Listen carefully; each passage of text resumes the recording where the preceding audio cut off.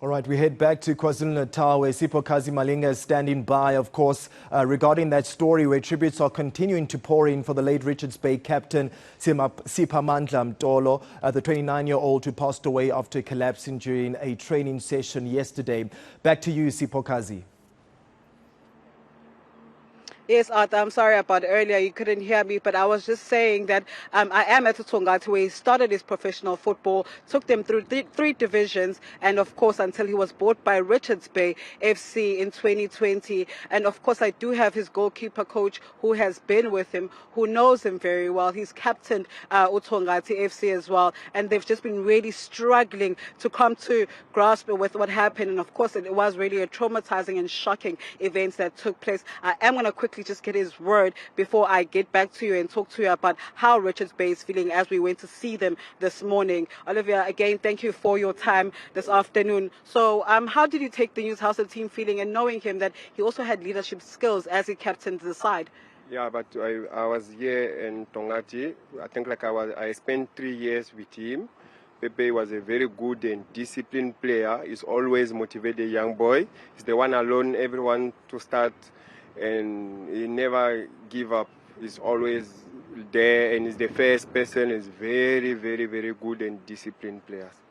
Thank you so much. Well, that was Olivia, his former goalkeeper coach, basically just saying that he was a very young, disciplined young man who always first in training, never complained, and was dedicated, and of course had great leadership skills. And Arthur, as I said to you earlier, we did go to Richards Bay this morning to see how they taking the news. I must say it was a very, it was a gloom day for them. Some players were even crying. It was sad. They were traumatized. They had to call a pastor to come in and maybe just give them a little bit of counseling. And you know, the situation there is just, it's really sad to see.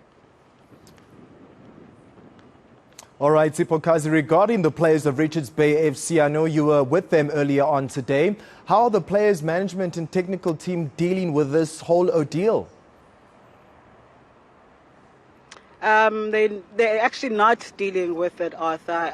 They couldn't even speak to me, you know. The chairperson, Mr. Biela, couldn't even talk to us. He said he's too traumatized, it's too sad. There's no way he'll be able to project what he is feeling. And, you know, like I said, they had to call pastors in to come help the guys talk and to deal with this whole situation and just assure them that everything is going to be okay, that as much as it is a tragic and a sudden death, they will try to help them deal. They'll try to get them psychiatrists in as well. We spoke to Upidzo. He did mention that Siphamandla is coming from a long-term injury, long-term knee injury. And, you know, when he had the long-term injury, the whole club was worried about him. They were afraid that they might lose this guy. And now to actually lose him completely is just really sad. And it's something that they can't come to terms with. But I'm going to let you hear what Pitso Dladla had to say about Siphamandla Mtolo. Look, he was a very disciplined, respectful, dedicated player. I also think he has played for lots of coaches.